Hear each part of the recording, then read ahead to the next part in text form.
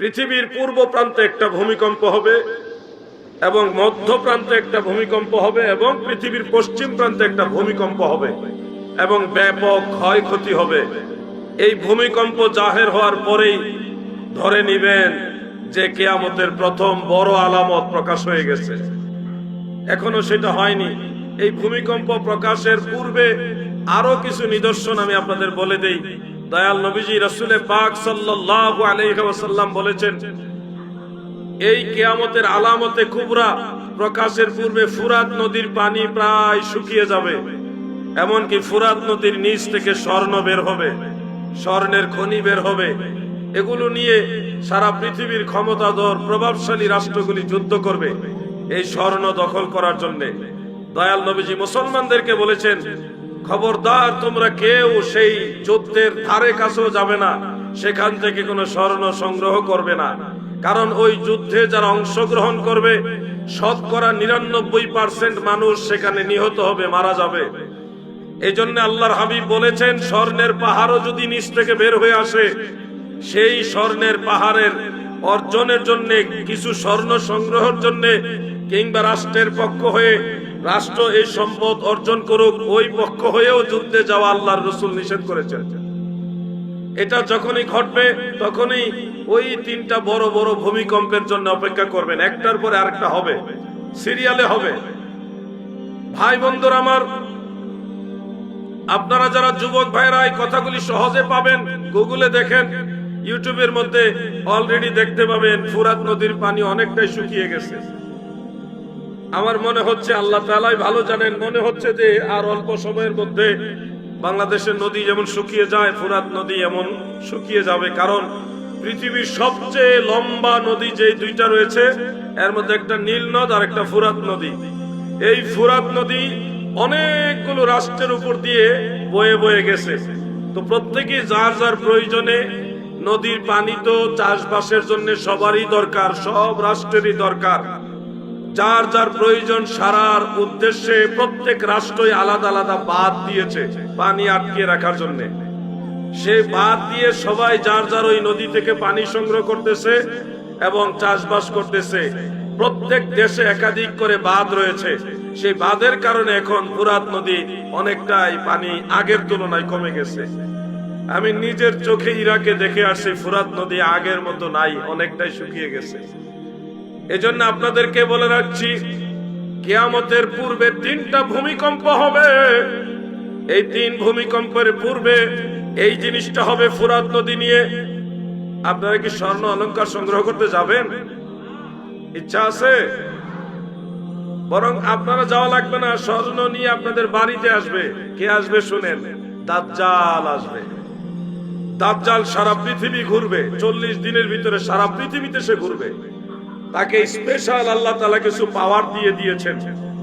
সেই পাওয়ারের মধ্যে একটা পাওয়ার হলো, দাজ্জাল মানুষের কাছে, গরিব, অসহায়, দরিদ্র, অত দরিদ্র মানুষের কাছে গিয়ে বলবে, তুমি আমাকে যদি মানো তাহলে আমি তোমাকে অঢেল সম্পত্তির মালিক বানিয়ে দিব।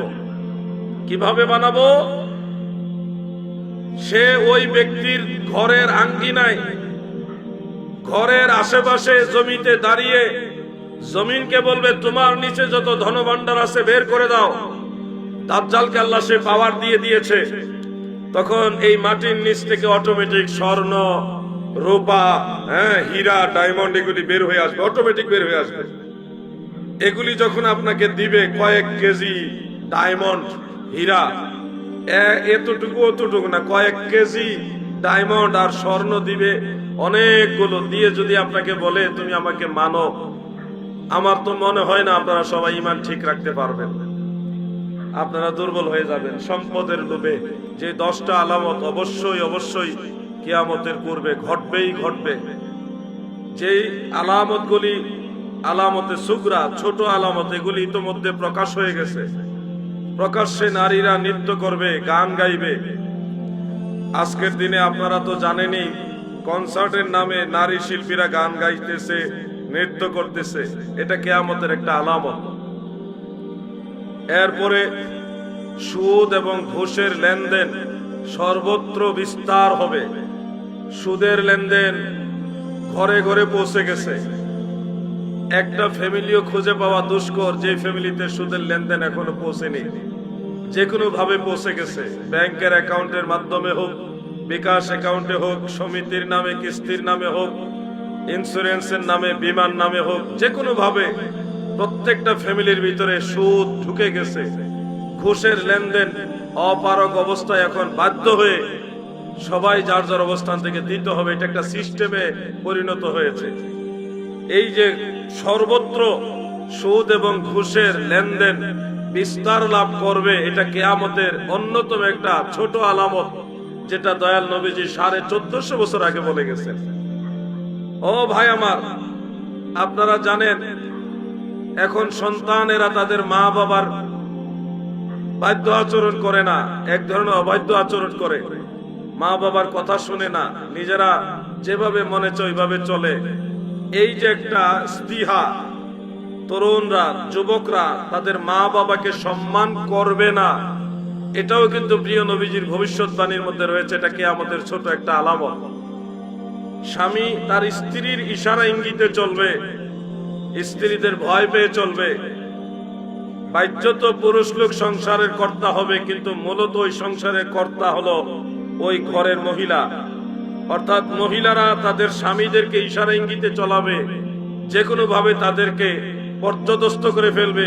মান সম্মানের ভয়ে পুরুষ লোক তখন আর তাদের প্রতিবাদ করবে না। এরকম পরিস্থিতি তৈরি হওয়া মানে হলো কিয়ামত খুব নিকটবর্তী চলে আসছে। প্রিয় ভাই আমার, এই কথাগুলো হয়তো আপনাদের কাছে অনেকের ভালো নাও লাগতে পারে, কিন্তু এটা সত্য। দয়াল নবীজি বলেছে কিয়ামতের পূর্বে হারাস মানে মানুষ মানুষকে হত্যা করা, এটা ব্যাপকভাবে বৃদ্ধি পাবে। এই ভাই ভাইয়ের কাছে নিরাপদ থাকবে না, প্রতিবেশী প্রতিবেশীর কাছে নিরাপদ থাকবে না। এক ভাই আরেক ভাইকে হত্যা করবে, ব্যাপক পরিমাণে হত্যাযজ্ঞ বাড়বে।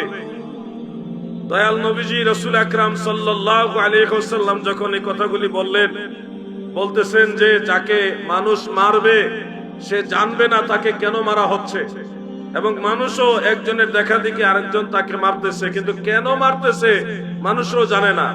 সবাই মারে, এই জন্য সেও মারে।